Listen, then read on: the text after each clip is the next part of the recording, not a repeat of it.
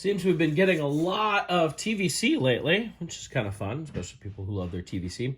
And here's one that fans have been really wanting, which is R2-SHW, which is Anton Merrick's astromech droid from Rogue One. We got our Blue Leader X-Wing last year, but we didn't really have a droid to put in it. There was a Disney Build-A-Droid that was a color-changing one that basically looked like R2 on the top and turned red, and that was about it.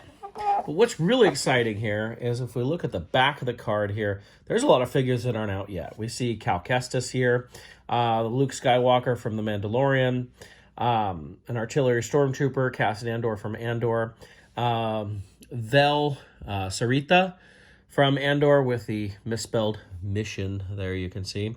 And the re-release of the Klatooinian Raider, which originally came with the ATS team. So there's a lot of new figures on the back that we haven't gotten out yet, so it's pretty cool. This is number 260.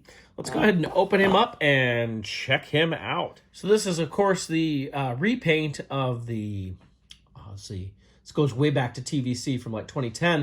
This is the Return of the Jedi sail barge, R2-D2. It's a repaint of that one. Of course, no bar on it or anything like that. Also, this one we just had used for the pop-up sensor scope from Walmart that I reviewed recently. And of course, it has, like, you can push the foot up and you get the sensor scope to pop up. Not that we really need that from this droid. And he has the opening door on the front. This is still my favorite mold. I think it's the best looking astromech that they've done. So I'm glad that it came in this one.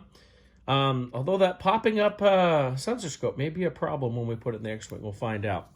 Of course, once you have the sensor scope down, his head doesn't really want to turn. You have to pop it up, and then you can turn his head a little bit more, take it out, and it really turns. So it's an interesting concept there. So, you can, like, take the sensor scope out, and you can see it looks okay, right?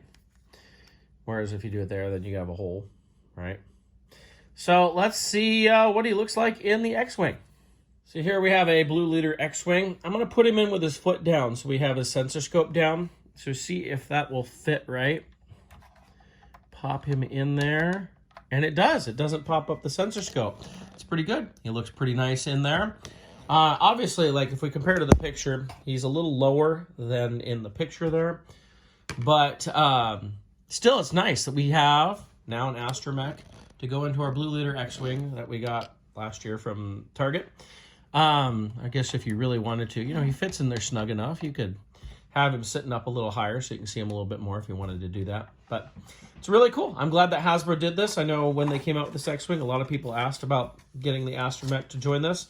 So Hasbro listened to people for, for this one. And we got the astromech for this X-Wing. So that's a look at R2-SHW.